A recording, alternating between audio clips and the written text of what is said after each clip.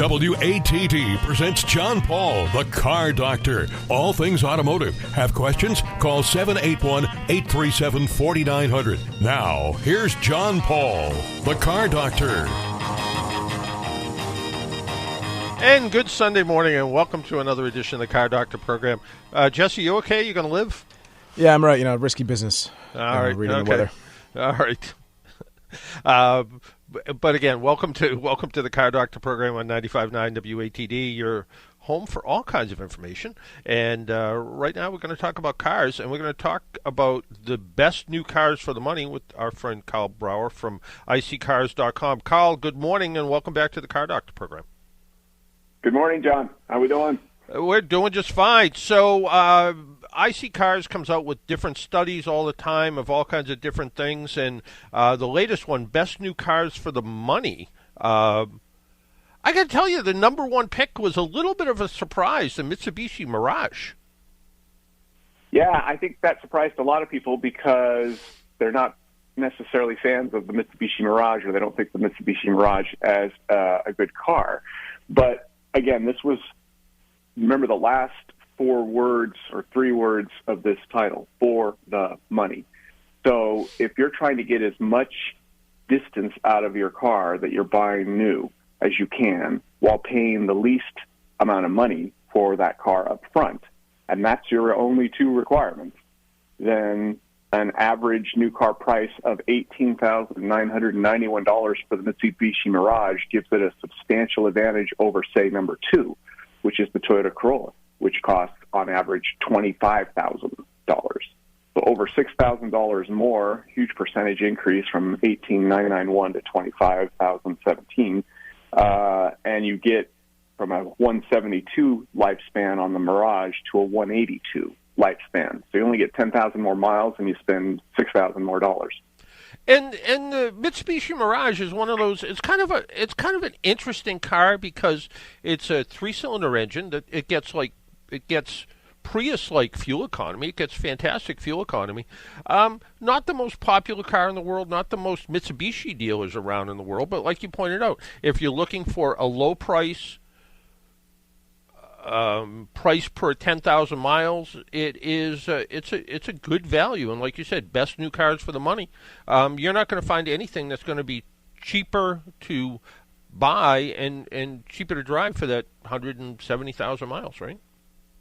Yeah, and I mean, let's be honest.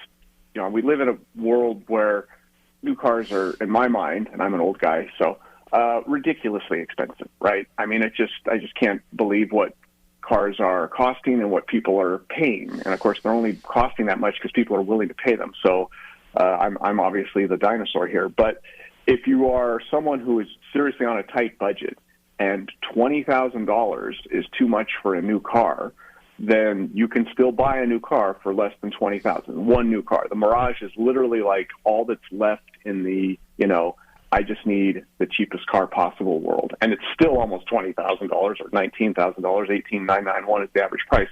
But that's, again, substantially less than the next cheapest car out there. I guess I'm so old, I remember when $32,000 triggered the luxury tax. Well, exactly. And I remember very distinctly when the average new car price was like $23,000. That was the average new car price. It's more than double that now. It's well over $46,000 for the average new car, and I can easily remember when it was 23 in the low to mid 20s. Yeah, somebody goes out and they say, I think I want to buy the new Jeep Grand Cherokee, and they come back shocked that they're going to spend $65,000 to own one. Yeah, exactly. And even again, look at the cars on this list. I mean, they had to be relatively low priced up front, plus have a long lifespan to even make the top 20 list that we've got here. And, the Versa is right at $20,000. It's $20,601. So you still got to spend more than $20,000 to get it. But, people think of something like, I don't know, a Honda Civic as an inexpensive car. The average price is $28,594. So it's almost $29,000 on average for a Honda Civic. And a Honda Civic's a great car, by the way. It's one of my favorite small cars you can buy right now. But when someone comes to me and says, well, I got to spend almost $29,000 on average to get a Honda Civic, I just feel like, well, that's kind of ridiculous. And that price, that almost 29,000, was what you would pay for a loaded Honda Accord with leather and every option in it at one point. Yeah, not that long ago, relatively speaking. In the history of the automobile, again, the spike in pricing in the last 5 years has been pretty aggressive. Yeah, and let's keep talking about price. I know it's a little bit off the topic here, but let's keep talking about prices a little bit. Do you think at some point the buying public is going to just go, "Hey, look, I can't spend $60,000 to get a car to go get groceries in and commute back and forth to work, and I just can't do it"? Do you think that time is coming at some point where the automakers are going to have to start and rethink some of these high prices? I do think that time is coming, and I think some would argue it's already arrived. I was actually at a dealership on Monday, and I told the sales guy there, I said, I feel like there's a rubber band being stretched, and at some point it has to contract or maybe just snap completely. And he told me, Johnny said, it's already started. He said the loan defaults and repossessions I'm seeing right now, I haven't seen for years, and there's no sign of them going down. They're just going up. So. Yeah, no, it is pretty amazing. Let's kind of go through this list a little bit. We talked about the Toyota Corolla. Subaru Impreza's on the list. Subaru Impreza, great car, especially here in New England. With we're having everything from sunshine to snow over the next 2 days. All-wheel drive, compact car, decent fuel economy, and average lifespan up near 200,000 miles. Yeah, Subaru has come so far as a brand. I mean, what they offer and who they resonate with, and like you said, the functionality of these cars, they pretty much always have all-wheel drive except their little two-door coupe, sporty one they have. Yep. And so that makes them all-weather friendly, and they just last forever, and people love them. Yeah. Down number 6 on the list, I think everybody's favorite sedan, the Toyota Camry. People just buy it on out-and-out recommendation. Some neighbor says, "Oh, you're looking for a good car, go buy a Camry." And they're almost never wrong. I mean, they are great cars. But as you pointed out in your study here, you're going to spend around $32,000 to get a Toyota Camry. Yeah, it's over $30,000 now to get a Camry on average, and the Accord's right at $30,000. So, it's a $30,000 average to get a mid-size sedan now. And probably the most popular compact SUV on the planet, the CR-V, pops in at number 8 on your list. But again, almost $36,000. Yeah, $36,000 for one of those on average. But look at that mileage. Look at the average lifespan. 219, just call it 220,000 mile on average that these are going. So you're going to spend money. But if there's a lot of people you could probably say, this is my last car I'm going to buy, depending on their age, if they buy a CR-V, and they're probably set. So. Yeah, I mean, it is sort of interesting that it looks like, we've been saying the average person drives 12,000 miles a year. That number really hasn't changed a whole heck of a lot. People still, in some cases now, with work from home, people are actually driving less, and we're seeing less miles traveled, right? Right, that's 100% true. Is there's some people who've come down. So if you've got a car that can last 200,000+ miles, and you're working from home, you probably don't need to buy a car for quite some time once you've got it. Yeah, and when you look at this list, there really is. I'm not sure how fussy a buyer could be, but there's a little bit of something for everybody on here. Everything from SUVs to sedans to what I don't see on here, with the exception of the Prius, is any other hybrids, right? The Camry hybrid's on here too. Oh, okay. Down there at number 14, there's a Camry hybrid. But yeah, hybrids, they still add cost to the vehicle. So not as much as they used to. The incremental cost additional for a hybrid compared to even 5 to 10 years ago, much smaller. I'm a huge hybrid fan, but because they do add to the cost, it makes it harder for them to get on this list, which is so heavily focused on purchase price plus mileage. Yeah, and it's that combination. And how did you come up with the mileage numbers? Was this survey based? How did that all work? So we're able to see, so many cars across the country, with dealer listings and other things. So we're able to get a good sense of average lifespan for vehicles because we can see how old they're getting and how often they're still being sold. And that tells you, nobody's selling a car that's about, dealers aren't listing a car that's about to go to the scrapyard. So if a car is listed for sale, it's got some life left on it. And, we can see that. Plus, we can see the progression. If you look at a 5-year-old given model and you see its mileage, and then a 10-year-old same model and you see its mileage and stuff, you start to get a real sense of, like, the pattern of mileage accumulation on these cars. And today's cars, I mean, there was a time that a car with 100,000 miles would be on the back of the back lot of a car dealer. Now 100,000 miles is sort of considered low mileage on a lot of these cars because they run so well and run so long, right? See, this is the good news. If the bad news is that cars are so expensive, new cars and used cars are so expensive, the good news is that where you used to think it was getting close to disposal time between 80 and 100,000 miles, maybe 120 at the most, you look at this list, John Paul, none of these cars have a lifespan below 130,000 miles. I think the Sentra's got the lowest one here at 134, and plenty of them are above 150 or even 200. And that 200,000 miles, which was, 10 years ago, was, when somebody hit 200,000 miles, you expected the automaker to give them a new car because they hit some record. And today, like you said, you're seeing everything from, Ford F-150s to Suburbans to Camrys going 300, 400,000 miles, and in relatively easy state to be able to do that. Yeah, well, I look at my own fleet here. I've got a car that's about to turn 215. It's a 2001 BMW 325 Ci. And I would have never thought that car could go that long, but it's been well cared for and still drives fabulously, 215,000 miles. And my son's driving around an old Chevy Malibu that I picked up out of the Edmunds long-term fleet when I worked there 20 years ago, and it's at 165,000, still going. So, you can make modern cars go well over 150 if you care for them. Yeah, it is, and it is, do a little bit of preventative maintenance, do a little bit to sort of make everything work the way it's supposed to, follow the recommendations in the owner's manual, and go find a good repair shop to be able to take care of it for you. All works out. In this list, and we're talking about stuff, and you're somebody who observes the industry nonstop all day long. Electric cars, EVs in general, if you read the big headlines, it's like there's a big pushback. People aren't buying them. They're sitting on the lots. Is that really true?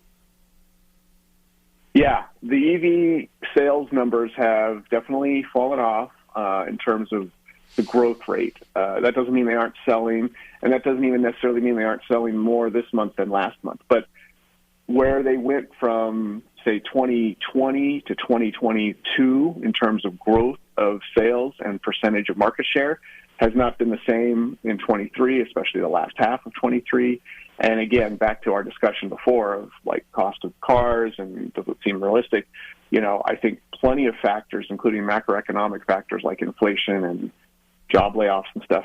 The last thing people want to do when they're having a heightened sense of concern about economics is try out something new that's expensive that they've never tried before. So the risk tolerance drops when you're concerned about your personal economics, and it's still considered a risky, new, never done before thing for people to buy an electric car.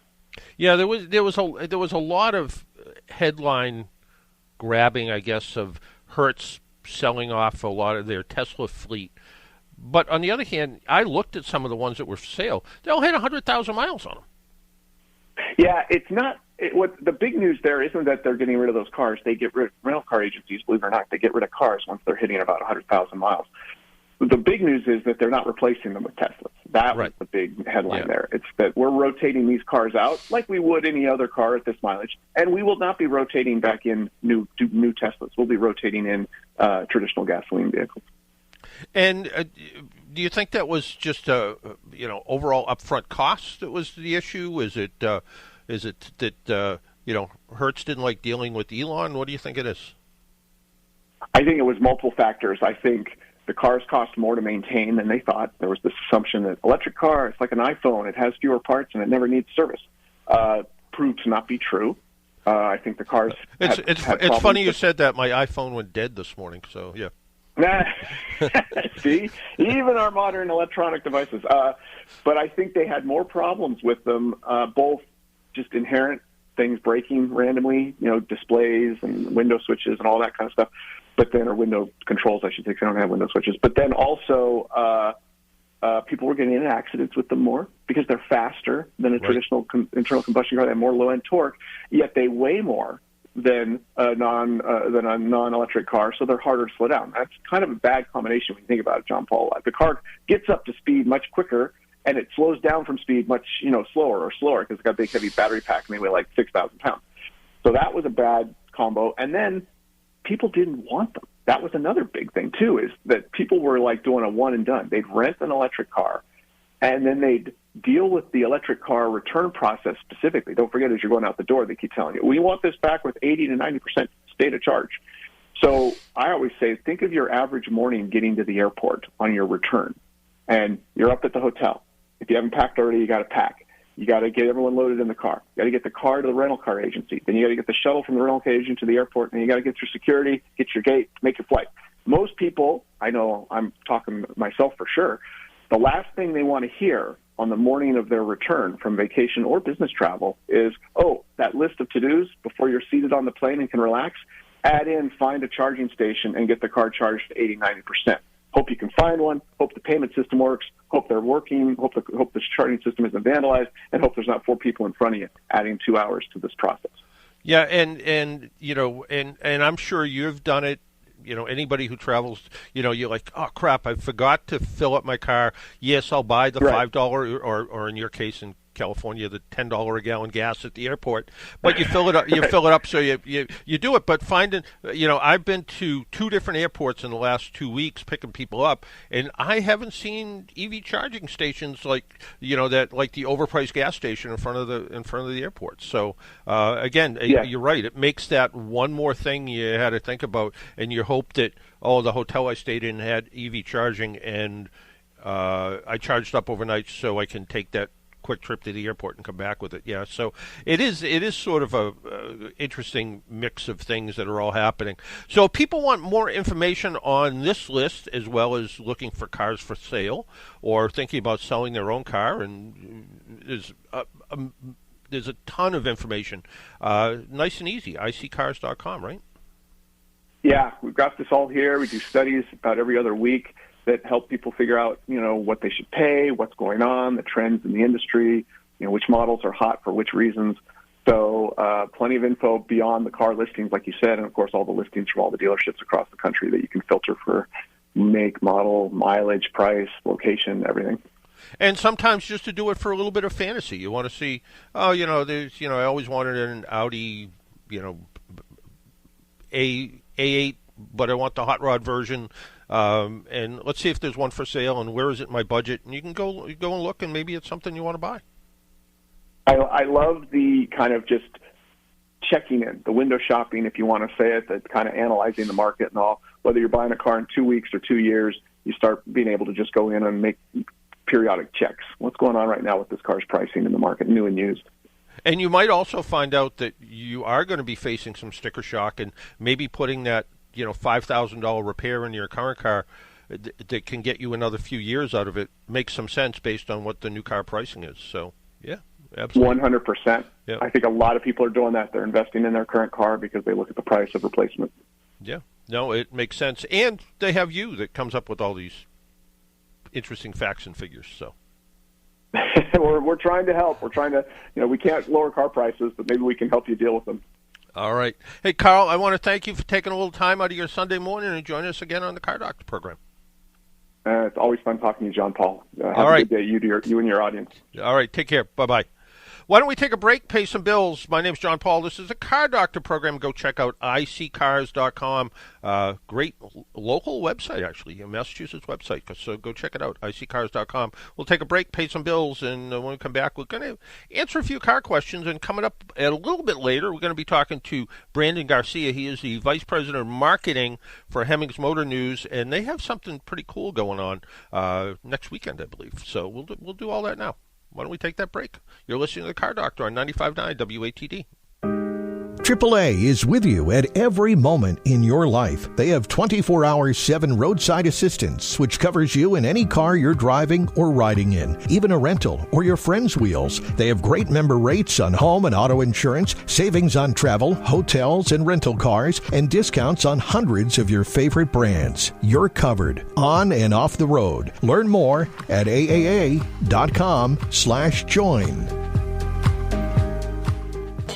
One Stop Painting and Renovating.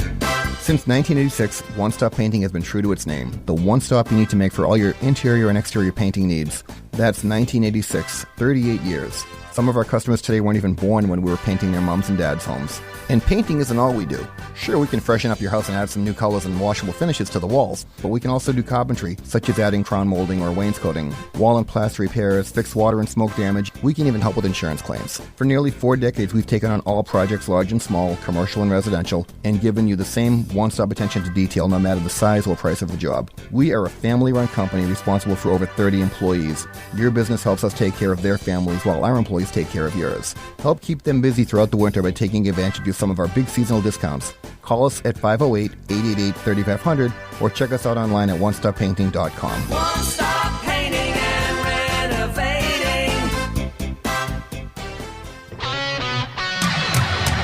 Talk radio with a South Shore point of view. Hi, I'm Kevin Tachi. Join me tomorrow for Monday Night Talk, where the South Shore comes to talk. Tomorrow night after the 6 o'clock news here on 95.9 WATD. Make an appointment Sunday morning at 11 for John Paul, the Car Doctor, on 95.9 WATD. Now, back to the Car Doctor. And welcome back to the Car Doctor program on 95.9 WATD. And I want to thank Kevin Tachi for having me on his program on Monday Night Talk. I spent a half an hour with him. And we chatted about cars in the industry and all that sort of stuff and where car prices are going. And, yeah, we talked about some of the same things that Carl and I just talked about, as well as maybe used car prices are softening a bit, but still not that much. Yeah, it is sort of interesting about the whole Hertz Tesla thing. We're actually buying one at work because we can buy it through the wholesale system that we have because AAA is considered a vendor in a lot of those cases, and we're buying it for training purposes. We have a Nissan Leaf that we use for training, and of course we also have a fleet of Ford Lightning pickup trucks that we're using for what we call light service, tire repairs, jump starts, and battery replacements. So the Lightning pickup trucks are carrying around, 900 pounds of batteries in the back. And we're using them. We have level 3 charging, the faster charging rate, at several of our locations, and then we have level 2 at the other ones. It was pretty interested. I was on a webinar of sorts with I'm part of an electric vehicle task force group through AAA, and there was a company that they sort of took the idea of Spark Charge, which is a bunch of rechargeable batteries where you can charge up your electric car, and then they have it sort of made into a permanent charging station, which charges the batteries off of regular current. So you can sort of have high-speed electric charging that doesn't need 440 volts going to it to charge the car. So there's a smaller charger that charges up all these batteries, and the big batteries charge up the big batteries in the electric car. So all sort of interesting on where it's going to go. We do have Brandon on the line. We had a mention about hybrid cars, and I want to talk about those in a bit and some of the challenges they face. With us now is Brandon Garcia. He is the Vice President of Marketing at Hemmings Motor News. Hemmings Motor News, the Bible of the old car hobby. Brandon, good morning, and welcome to the Car Doctor program. Good morning, John. How are you? I'm doing just fine. First off, remind us all about Hemmings. Hemmings Motor News has been around for a very long time. It was one of those books that people coveted when it came out. In fact, I think Hemmings used to send it out. It all dropped on the same day, so nobody had advantages way back in the olden days, right? That's right. In 1954, Ernest Hemmings created the original collector car marketplace, printing a 4-page pamphlet that he would share with his fellow enthusiasts. And 70 years later, Hemmings continues to evolve with our 3 print publications and our extensive Hemmings.com marketplace. So 2024 is actually our 70th year anniversary. So 27 days into a great year, and just continuing to grow and uplift the collector car community, no matter how it shapes up. And Hemmings is still headquartered in Bennington, Vermont? Yes, we still have our office out in Bennington, Vermont. The gas station's still there. We have a few folks in Charlotte, North Carolina, which is where I'm based out of. But yeah, absolutely, it's still there. I think we have about 50 folks out in Bennington. Most of our customer service representatives are out there. So if you're a customer of Hemmings, your representative is most likely to be in Bennington. And anybody who's ever been on, and I'm making it up because I don't remember the route, 7 or 9 or somewhere up there, stop at the Bennington filling station and don't just go get gas. Go in and buy some stuff, because you have cool stuff that used to be for sale up there.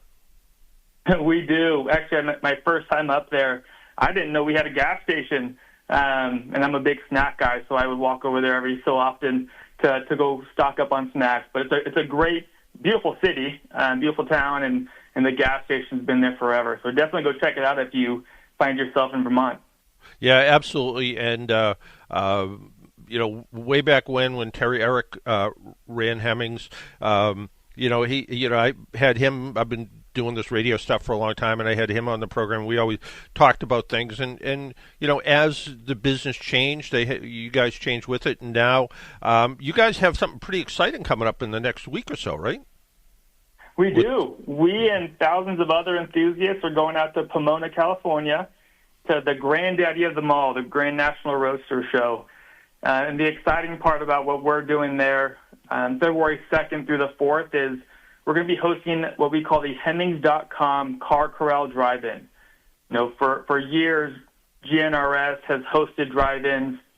What's going to be different from Hemmings is that sellers of hot rods, roadsters, will be able to register for our Hemmings.com Car Corral, and for $175, they'll get 3 days premium parking, a spot to showcase their roadster or hot rod for sale on Redwood Avenue, right next to the main exhibit hall, a complimentary Hemmings make offer listing, and then my team will put dedicated marketing behind that vehicle to help it sell. So we already have dozens of beautiful roadsters. I wish I could show you what's going to be on the lot, but there's still room available. So if you are interested or know someone that's interested in selling their hot rod at the Fairplex in Pomona, they can head to rodshows.com, click on tickets, and register their vehicle. So it's an exciting opportunity to showcase in person how seamless our Hemmings.com marketplace is, which is our goal. 2024, after our successful rebrand at SEMA late last year, Hemmings.com is the frictionless marketplace. And you might have heard us talk about that every so often, but it really is, and I'm excited to showcase it in person to thousands of enthusiasts. And that was always one of the challenges when you were buying a vehicle, was having to deal with registration and all that sort of stuff. But you guys are helping to try to make that easier, right? Yeah. So I'll give you a little bit of an exclusive, John. So Hemmings Pay and Title is our new featured service on Hemmings.com. And what we've essentially done is we've listened to our customers. And we have created the safest, easiest, and fastest way to transfer funds and titles between buyers and sellers. And you may ask, how do we do that? Well, we eliminate title and payment fraud, which is a real thing. And listening to our customers really influenced this partnership with our partners at Key Savvy. We are verifying the buyer's identity, and we're verifying the seller's ownership of the vehicle. So that's another great part about the Hemmings.com Car Corral at the Grand National Roadster Show is these sellers and buyers will have the opportunity to partake in the Hemmings pay and title service. You know, gone are the days in our Hemmings.com marketplace. We have to take a trip to the bank, meet your seller and or buyer at the bank, carrying around large amounts of cash. You know, pay online. We'll make it as secure as possible. And we'll even do the DMV paperwork for you. It was actually great. I think we launched this maybe about a month ago. And the first customers of Pay and Title, me personally was tracking the DMV paperwork and title across the U.S., it felt like, to make sure it got to their homes. And it worked beautifully. You know, we're already seeing thousands of folks leverage this product. And actually, I believe on Friday at the Grand National Roadster Show, we'll make a little bit more of an announcement. But again, we are building services that eliminate the friction out of this industry. Yeah, it really, and people don't realize how much this sort of fraudulent stuff goes on. And it could be something very simple. I worked with a woman. She was selling her dad's minivan, I think, and she had it listed for sale, and someone sent her what looked like a bank check for more money than it was worth, but it was sort of, there's going to be a transport service. They're going to come and pick up the vehicle. You have, you wanted, $5,000. Here's a check for $6,000. If you could just, figure out what it's going to cost, and then, give the driver that money, and, you'll be also, and come to find out, it was, fortunately, she didn't fall for any of it, but it was a completely fraudulent, but pretty authentic looking bank check.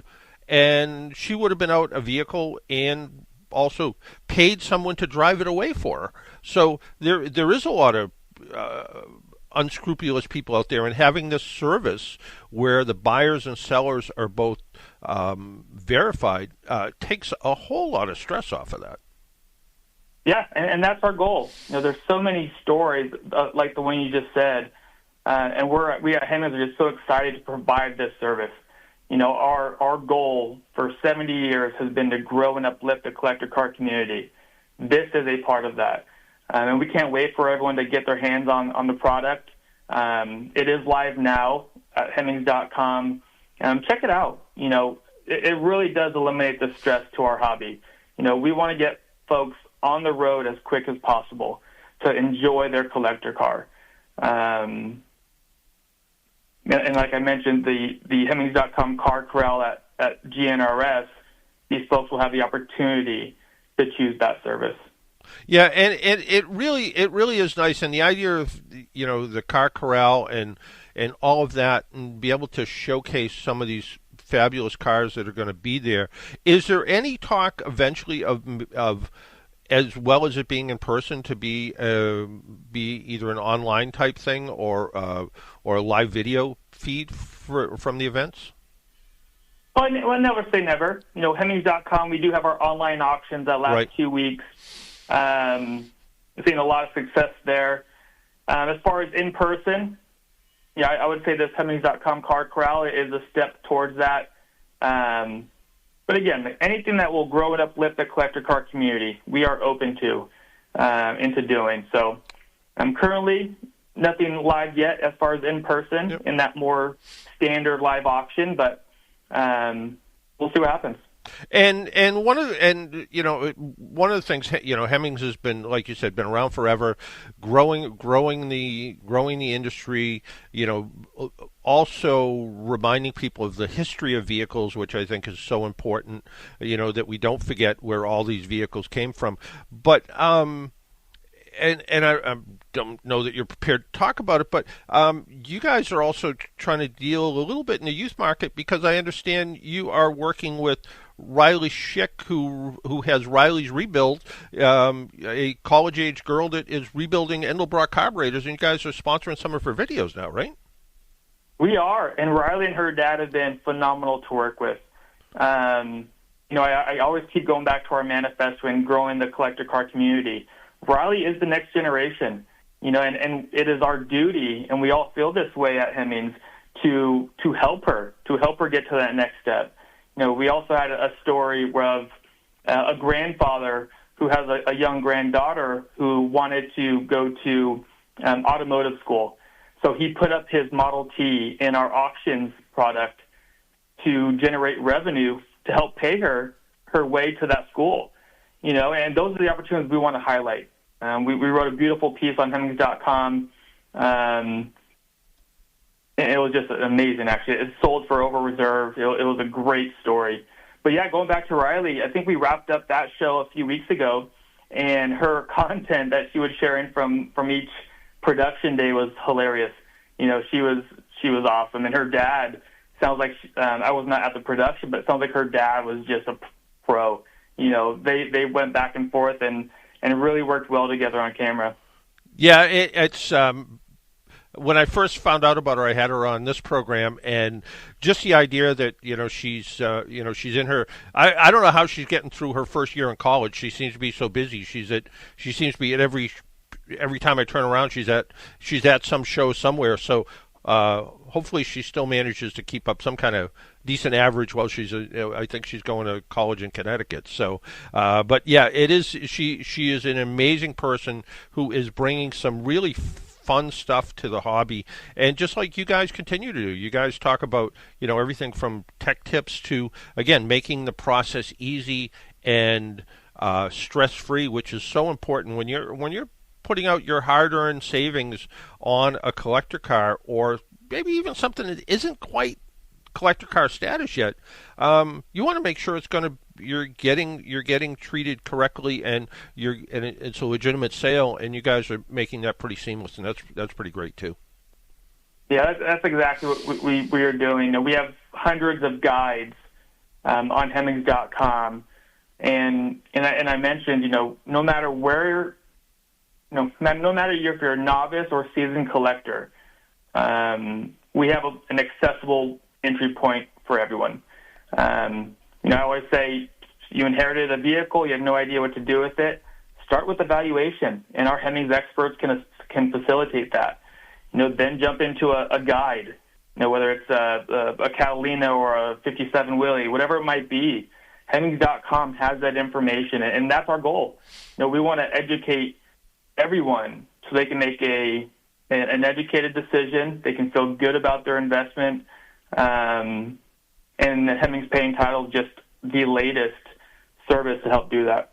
Fantastic. If people want more information about the Roadster Show, Hemmings in general, or the Paying Title, is the easiest thing just to go to Hemmings.com?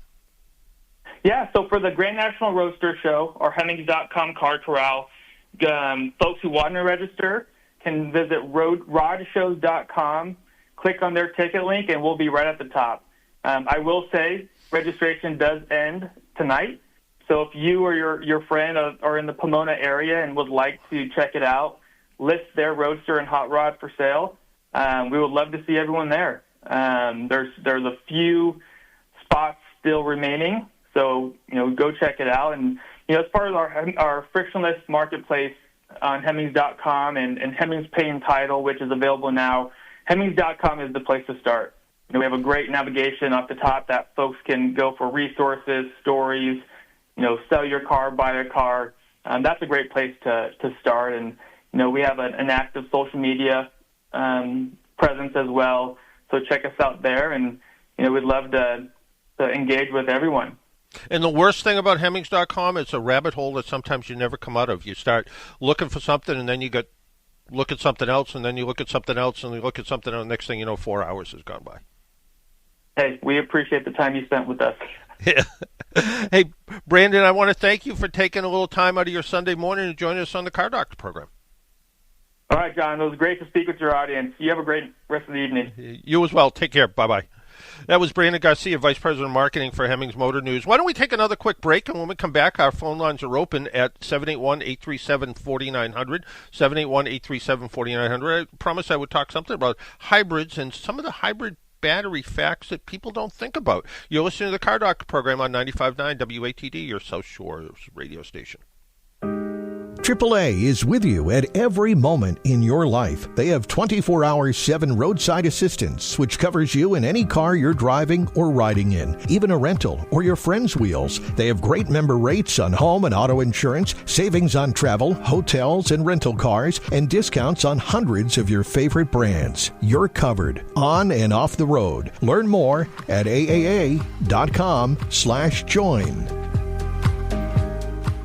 It happens all over Massachusetts. Can you tie my shoes? In every home and every community. Be careful on your bike. Learning can happen anytime, anywhere. We'll see you at practice this weekend. And no matter how learning takes place in your family's life, DESE is there as your partner. The Massachusetts Department of Elementary and Secondary Education. Never stop learning. Find out more at mass.gov/back-to-school. Sponsored by the Massachusetts Department for Elementary and Secondary Education. But tonight is different, it's gonna be great. Hey, I'm Ashley Jordan. Tune in to Twilight Showcase Radio, hosted by Sandy Stride and Keith James on 95.9 WATD and 95.9WATD.com. Search for Twilight Showcase Radio on Facebook and visit twilightshowcase.org. Twilight Showcase, tonight from 8 to 10 on 95.9 WATD. Make an appointment Sunday morning at 11 for John Paul, the Car Doctor, on 95.9 WATD. Now, back to the Car Doctor.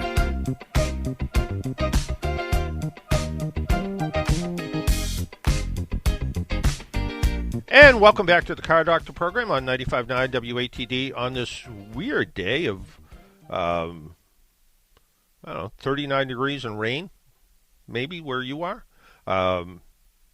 I am not there, but I'm someplace where it's not so great either. But it's not raining. Or at least it was raining, but it has stopped raining. We were talking about hybrids with Carl, and one of the things that I've started to hear from people in the last few weeks is they have either a Prius or a Camry or some other popular hybrid, and they've had it for 7 or 8 years, and they're like, well, the 12-volt battery isn't working, and the car wouldn't start. Yeah, most hybrids, all hybrids, currently have 12-volt batteries in them, and most electric cars, except for the Tesla Cybertruck, has a 12-volt battery in it. It's a proprietary 12-volt battery, but it's still a 12-volt battery. And it's designed to run the systems in the car to make it work. And in the Prius, yeah, you might get a little bit longer life than the normal 3, 4, 5 years out of a 12-volt battery, but eventually they're going to go bad. And they don't go bad with the big battery that might last 10 or 15 years. It's just a 12-volt battery. It's just a 12-volt AGM or lead-acid battery, depending on what it is. Most of them are AGM batteries. And they will go bad. So if you have a hybrid and you haven't replaced a 12-volt battery in it, you might want to think about having it at least tested and seeing what kind of shape it's in. And one of the things that I am a little bit sorry about is that here in the tin shack here down south, when I moved, and I think I've been pretty open that we lived in a same little tiny house in Abington for a long, long time, and then we moved to our even smaller house on Cape Cod and limited storage of things. So a lot of tools that I had from both being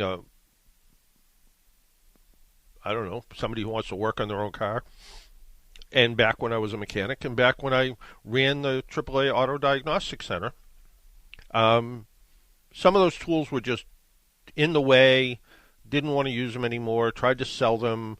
Some of the old air tools I had, nobody uses air tools anymore. They use, battery-powered tools now, Snap-on or Milwaukee or something. And some of those air tools I tried to sell and didn't get much response on, and they're all good quality, either a Snap-on or Chicago Pneumatic or something.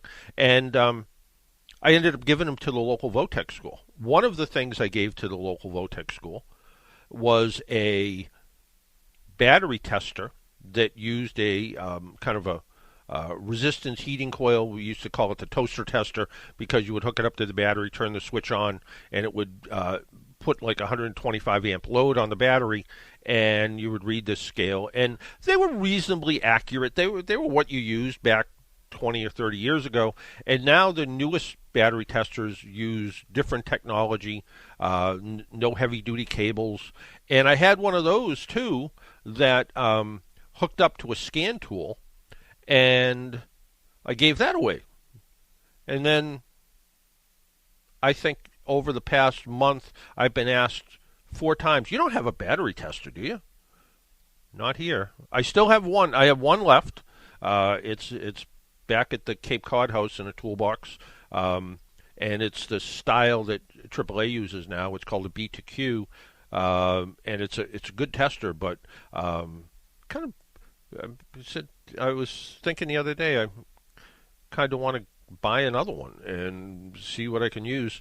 And kind of the other funny thing is my wife's car yesterday, I took it out to go do an errand, and it ran funny for a minute, and I came back, and I do have a scan tool here, and I went to turn the scan tool on, and it has a rechargeable battery in it, and I must have not turned it off last time, and the battery went dead.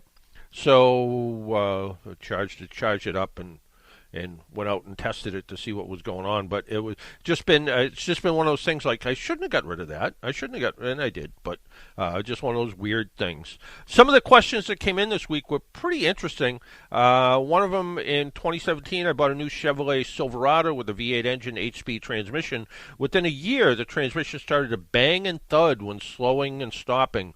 The frequency of this increased with more miles on the truck. At 30,000 miles, a Chevy dealer drained and refilled the transmission with Mobile One Blue at no charge. This has lessened the occurrence but has not eliminated the bang and thud. The Chevy dealer service department will flush and refill for $311 if I want to give that a try. They don't seem to have a lot of confidence in that. An internet inquiry reveals numerous problems with these GM 8-speed transmissions, and why hasn't GM ordered a recall to install a new transmission? Well, the 8-speed transmission has been certainly problematic. They had some problems with a clutch case that was cracking. That would cause some problems, and maybe that could be this. They've also had some issues with a harsh 1-2 shift, which maybe is what this is. And GM is just calling that normal, a normal characteristic of the vehicle. That's the bad news, I guess. The good news is, people are driving these GM trucks, the ones with the 8-speed transmissions, 200,000 miles, kind of putting up with the bang and the thud without any real problems. So I think this is why the Chevrolet has not come up with any kind of a warranty or extended service contract or something, some sort of hidden warranty on this transmission, because it does work. It just doesn't work great. And it wouldn't be a recall because it doesn't affect the safety of the vehicle. Recalls are, true safety recalls, airbags, things, and stuff like that.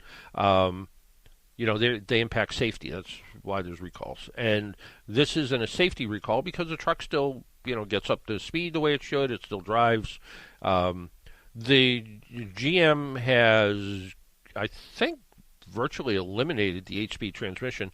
Now they're using a 10-speed transmission, which I believe they share with Ford. I think they work together to develop a 10-speed transmission, and they're working together. I think at this point, I would continue to work with the dealer, see what they have to say. Is flushing the transmission rather than just changing the fluid going to make that much difference? It might. It all has to do with how friction modifiers, and the first time around, and why GM put the synthetic fluid in was because they found out the factory fill broke down really early in its life, and that's why they put in the synthetic fluid. Will doing a flush for $311 fix it? No, I don't think so. I think it's going to be just a poor characteristic of not really a great transmission. So somebody else wrote to me, and it was kind of a weird one. They have a 2020 Honda CR-V, and apparently they pay a lot of attention to the temperature gauge. And they said once the car warms up, the gauge sits halfway while driving, but when they sit in the car in park, the gauge goes down towards the cold marking, and they want to know, is this a normal fluctuation? And in many cases, as cars get older, it's just the opposite. You're driving the car, and the temperature gets to one point, and then as you sit still, it may even climb up a little bit higher because you don't have the air going by the radiator. I think in this case, this has to do with the engine design. The engine design that Honda uses, it runs cool. And that's part of the problem. And that was one of the issues that Honda had with some of the engines were actually getting, the oil was getting contaminated because people are driving them very short distances. The engines weren't getting up to operating temperature. And because of that, it wasn't getting rid of all of the contaminants in the engine oil. So they're having some problems. They did some software changes. But the idea that the engine is cooling while stopped, so getting a little cooler than normal, I wouldn't consider a problem. And if the car had a temperature gauge a temperature light rather than a gauge, you'd never know what was going on.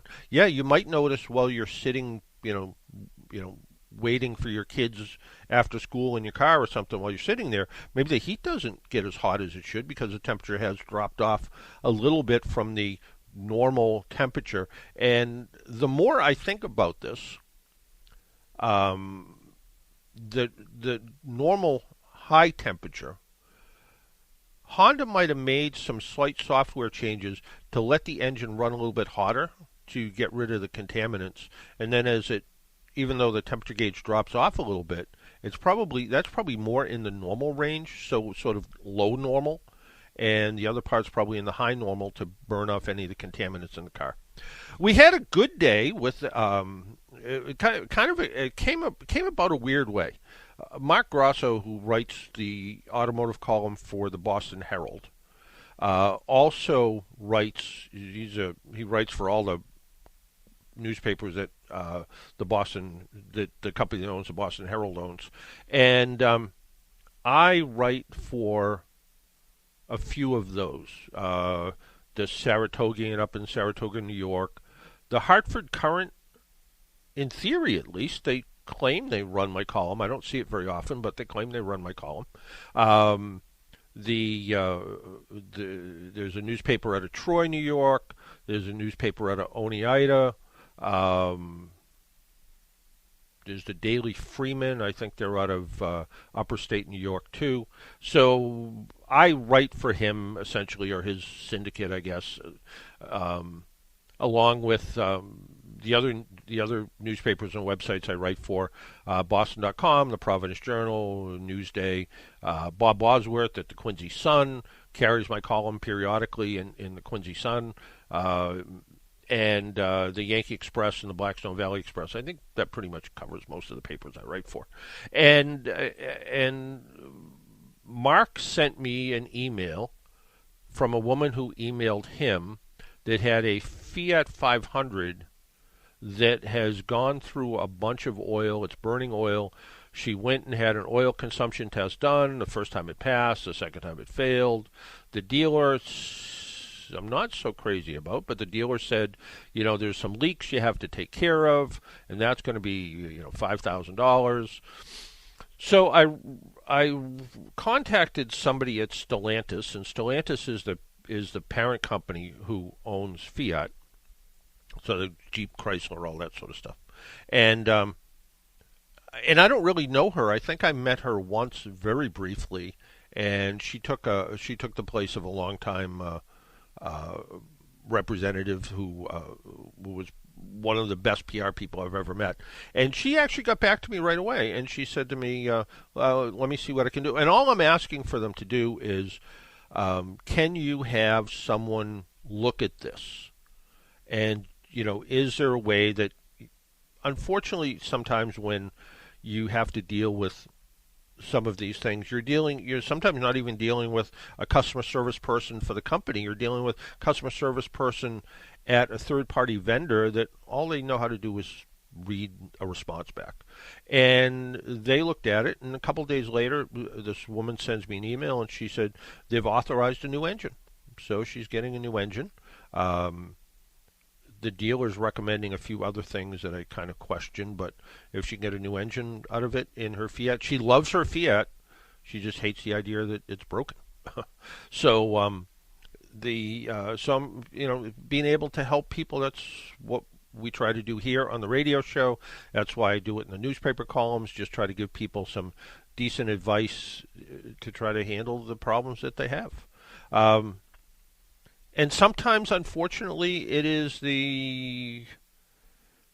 life sort of becomes complicated with some things, whether it's, I switched internet providers here, and I went from Comcast to Frontier, and I just got a $200 bill from Frontier, and I called up and I said, what's this all about?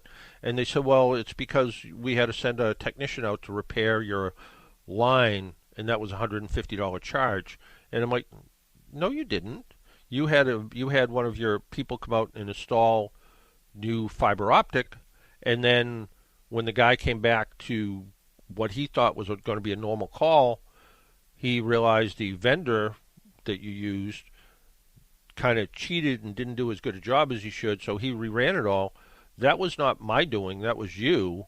And it took, it was 20 minutes on the phone of figuring out, well, why am I getting charged for something I shouldn't get charged for? And afterwards they said, yeah, we'll take care of it. We'll credit your credit card. It'll be all fine at the end.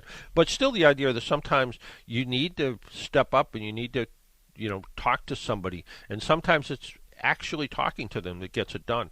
I think, Mike from Hingham, who's been a regular listener to this program, he had a problem with his Lexus, and he wrote an actual letter, which people don't do so much anymore, but he wrote an actual letter to, I don't know, the vice president of Lexus or Toyota or something, and he got a response back, and they took care of the issue. And his issue was kind of a funny one. He had 3G cell service in his vehicle. I think that's what it was. And 3G went away, and they said, the dealer said, well, you have to pay X amount of dollars to get this taken care of. And he's like, no, I bought this vehicle, and it's supposed to have this service in it, and the service should kind of last with the vehicle. And he got a response back, and it took an actual letter to get it happen. So there you go.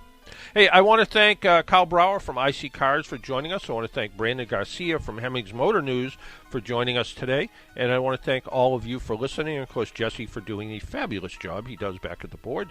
And until next week, make sure you wear your seatbelt, drive safely, be good to your car, and if you see an emergency vehicle by the side of the road, slow down or move over. It saves lives. Talk to y'all next week. Bye-bye.